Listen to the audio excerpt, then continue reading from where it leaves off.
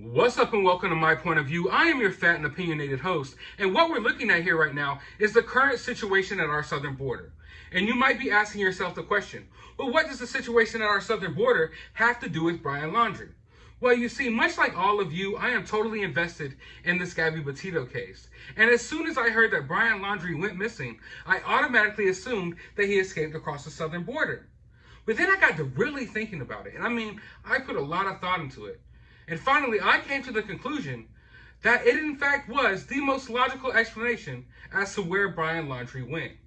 All he would need is a ride. Maybe a ride disguised as a 3-day camping trip with his mom and dad to get to the southern border, and then he would be able to cross it, no questions asked, no problem. He could just go right across it, no fake passport, no dealings with border patrol, nothing. You could just walk freely across the border. I don't know if you guys know this, but hundreds, if not thousands of people just freely walk across the border into America every single day. And then I got to thinking about this friend that I had named Danny. You see, Danny was a real party animal. And eventually he moved off to San Diego, and I've always kept in touch with my friend Danny. And Danny would tell me stories about how on the weekends, sometimes he would travel down to the border and go party in Mexico. And I would ask Danny, you're not scared to do that? Do you even have a passport? And Danny would laugh it off, shrug it off like it was nothing. Of course I don't have a passport. You don't have to worry about a freaking passport. And from what he would tell me, he would just freely go across the border, party, talk to girls, get some drinks, get some food, go back home at the end of the night. You know, no one asked any questions, no problems, nothing. At the very least, he said sometimes the Mexican police will shake you down for a few dollars. You give them 20, 40 bucks, they leave you alone, and you go about your way. He even said that sometimes he would crave authentic Mexican food. And he would literally travel to the border, cross the border, go to a little restaurant, get some food, recross the border back into America, and then go home. That's literally how easy it was for him to get into Mexico and back. So imagine how easy it would be for Brian Laundrie to cross the southern border and be long gone into Mexico by now. But of course you get online and you see all of these theories, these crazy theories about where Brian could be. Everyone is seeing Brian. Every bald-headed white man in America right now is Brian. In fact, if I lost 200 pounds, they would probably think I am Brian too. Luckily, I'm a fat guy and I don't have to worry about that. But everyone is Brian. We're getting these grainy photos that look like they were taken on a 2003 flip phone. Like, this is Bigfoot quality level photos of Brian. And some people think that he took a plane to Puerto Rico. And honestly, guys, I don't think he hopped on a plane. Some people think that he is in a bunker, hidden out with a bunch of snacks, chilling, tweeting and posting stuff on fake Instagram accounts. Some people think he's in the Appalachian Mountains, hiking, living off the road, living on his own, camping. And I think that's a strong possibility, don't get me wrong. Some people think there's a secret room in his parents' house. They got a trap door, and Brian Laundrie's just behind it. Just behind it, chilling. And everybody's just glossing over the fact that he could just freely cross across the southern border. And I think it's because it's the most logical explanation. And often the most logical explanation isn't the most entertaining one. This story, in this case, has been crazy, and everyone wants a crazy ending. And honestly, him escaping across the southern border, it's just cliche. We hear about it all the time.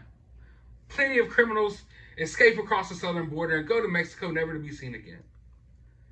And often when the most logical explanation is right there in front of your face, you don't want to see it because you want it to be something else. You want it to be something else. But guys, the logical explanation is that he crossed right over to Mexico.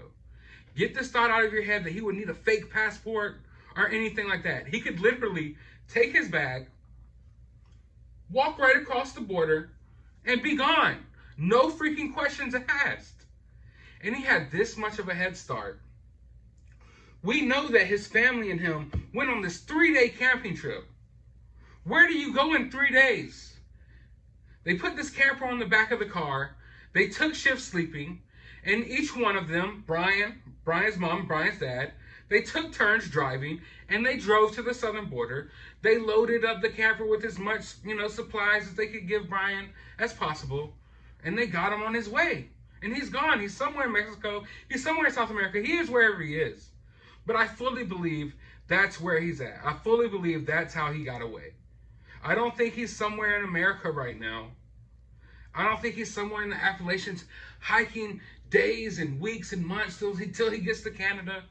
And honestly, I don't know how the Canadian border is. I know there's some parts of the Canadian border where you can freely get through. But Canada is in a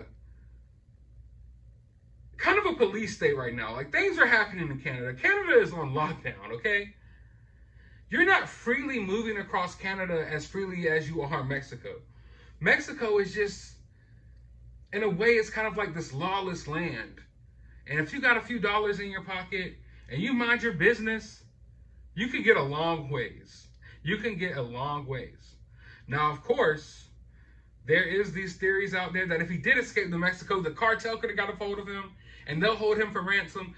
Now you can open up a whole new chamber of theories. But as we explore these Brian theories and as we ask ourselves the question, where is Brian Laundrie?